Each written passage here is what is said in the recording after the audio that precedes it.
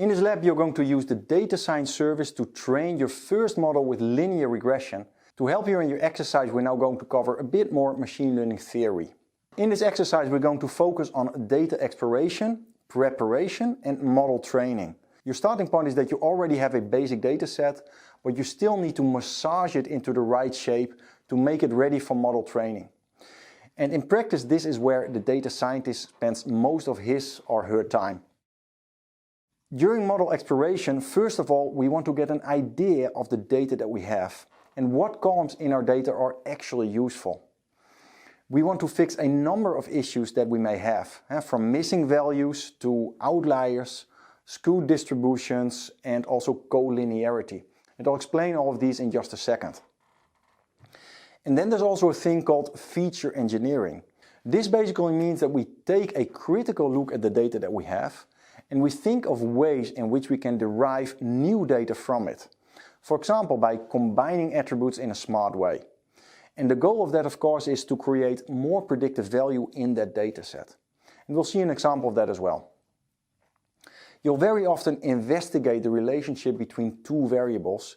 For example, here in this scatter chart between the size of the property on the horizontal axis and the target value sale price on the vertical axis.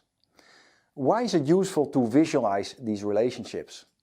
Well, first of all, because like this you can find correlation. In this case there appears to be a linear relationship between the two. In fact, I could draw a line like this, and this indicates to me that G, or live area, has some value in it to predict sale price. So in this case I want to include this attribute in my training data. And maybe there are also other attributes that don't show this kind of correlation, and then it may be better to remove them from the dataset, because that can improve the quality of the model. So this helps us to select the right input data for our model training. This kind of diagram is also useful to find outliers in data.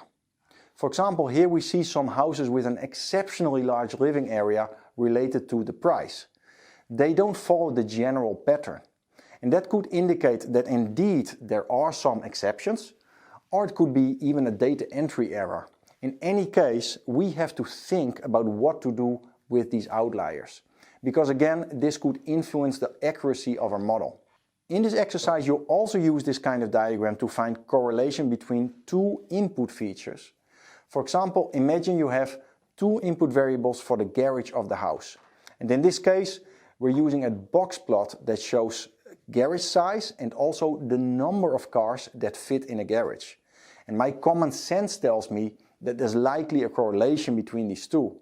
And indeed, you see that that's the case in this box plot. Now we call this phenomenon collinearity.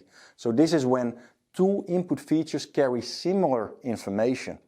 And the reason we're interested in discovering this is that collinearity often leads also to degraded model performance. And we have to try to provide only unique pieces of information for our model training. So again, if we find such issues, it means we have some data preparation work to do. Data preparation is a logical result from data exploration. So at this point, you may remove the attributes that have no correlation with the target, and you will also address the issues of outliers, of collinearity, etc. There's also one more thing, because most algorithms cannot work with categorical data. At least this is the case for the linear regression algorithm that we are going to use in this lab. And linear regression only expects numerical values as input. In our data preparation, we'll have to convert categories to numerical values first. And there are two different ways to do this.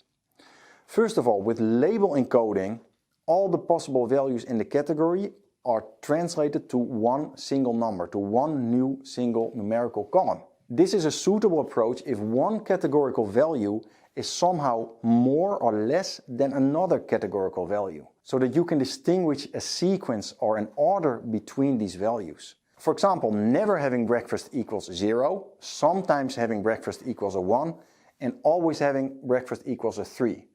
With one-hot encoding, we don't have a logical order, we don't have a sequence within these categorical values. You cannot say that green is more than red, or that red is less than blue. In this case, we cannot use a label encoding. Instead, we will treat every possible value of these categories as a separate piece of information. So each possible category will become a new column in the dataset. And then feature engineering. As I mentioned, the idea here is that you calculate or derive new attributes from the original dataset.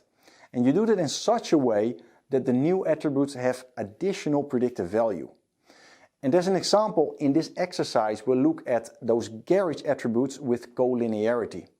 And we'll convert those two attributes into one single combined feature that has a higher predictive value than the two original attributes on their own. So let's say you've prepared your data. Next, what is the theory that you need to know about building, about training models?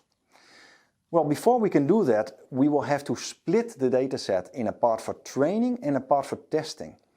And the reason we do that is that we want to validate how well our model is performing. This is the role of the test dataset, and it's important that the validation takes place on data that has not been seen by the algorithm during the model training. Because we don't want this model to memorize what the correct answers are.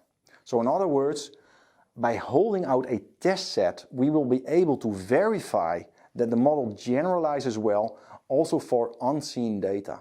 So here's the process. First, we train the model on the train portion of the dataset. And secondly, we validate the model by letting it predict the target values on the test portion of the dataset. And once we've done that, we can verify the accuracy by comparing the predicted values to the actual target values. Because remember, this is a supervised learning approach. So we have those actual target values. And in this case, we can compare the predicted house prices against the actual historical house prices of our dataset. Once we've done this, how do we validate the accuracy? Well, one way to do that is again a visualization. So if we take the test set and we plot the actual house prices against the predicted house prices, this gives us an intuitive idea about the accuracy of the model. If the model were perfect, we should theoretically see a straight line without any points outside of the line. But how can we express the accuracy in a numerical way? Here we see our historical house prices again and the function of the model that we've trained. You could say that the error of the model is the distance for each point between predicted and the actual value. So the actual value being the point and the predicted value being the line.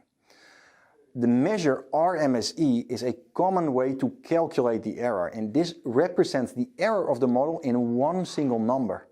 And in the exercise, you'll use a function in the scikit-learn library to calculate this RMSE. This should give you enough background to do the exercise. Good luck!